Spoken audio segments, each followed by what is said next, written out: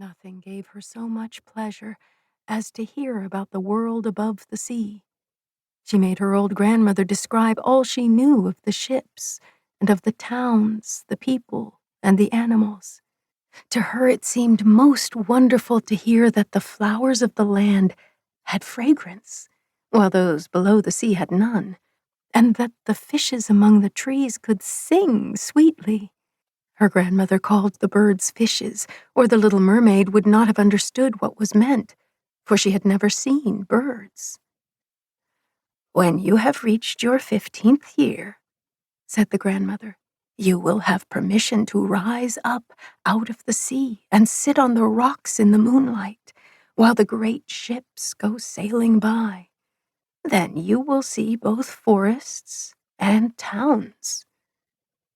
In the following year, one of the sisters would be 15, but as each was a year younger than the next, the youngest would have to wait 5 years before her turn came to rise up from the bottom of the ocean to see the earth.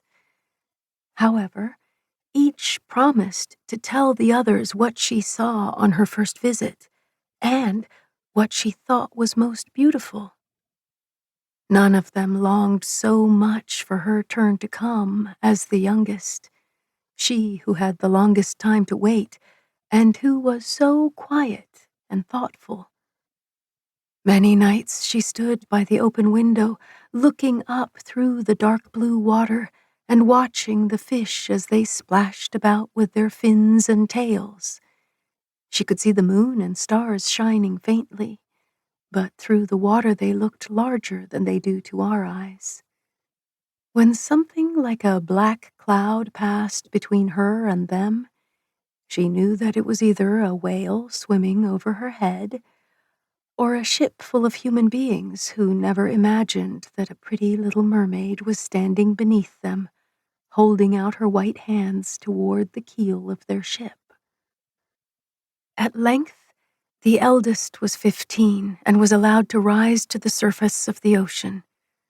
When she returned, she had hundreds of things to talk about, but the finest thing, she said, was to lie on a sandbank in the quiet moonlit sea, gazing at the lights of the nearby town that twinkled like hundreds of stars, and listening to the sounds of music, the noise of carriages, the voices of human beings, and the merry pealing of the bells in the church steeples.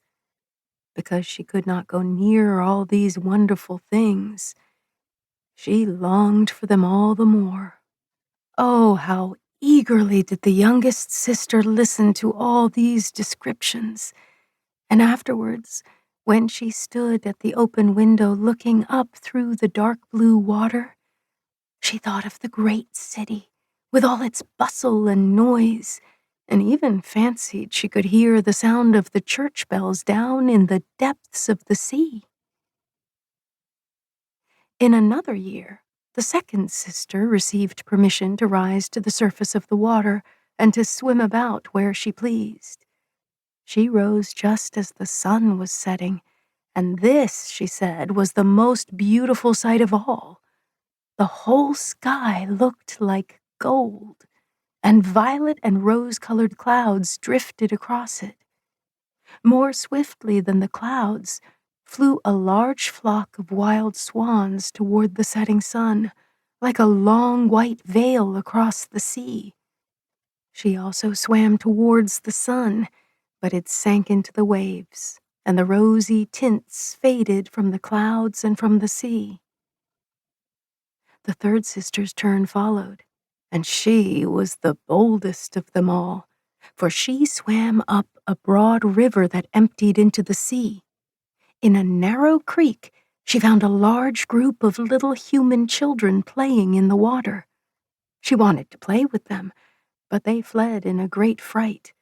And then a little black animal, it was a dog, but she did not know it, for she had never seen one before, came to the water and barked at her so furiously that she became frightened and rushed back to the open sea.